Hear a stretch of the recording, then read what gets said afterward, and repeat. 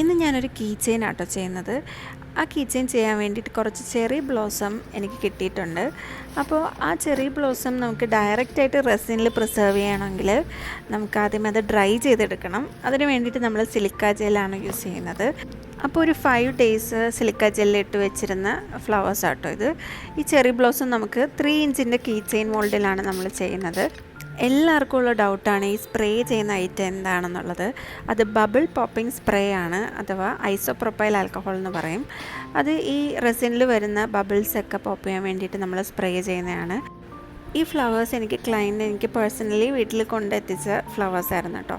അവർ trip പോയപ്പം collect ചെയ്ത cherry blossom ആണ്. ഇതിൽ നമ്മൾ റൈറ്റിംഗ് കൊടുക്കുന്നുണ്ട്. ഇതിൻ്റെ ബാക്ക് സൈഡിലായിട്ട് നമ്മളൊരു ഫോട്ടോയും വെച്ചിട്ടുണ്ട് കേട്ടോ. അപ്പോൾ ഇത് 2 sided കീ ചെയിൻ ആയിട്ടാണ് ഞാൻ ചെയ്തിട്ടുള്ളത്. അപ്പോൾ നിങ്ങൾക്ക് ഇഷ്ടപ്പെട്ടെന്ന് വിചാരിക്കുന്നു. Thanks for watching.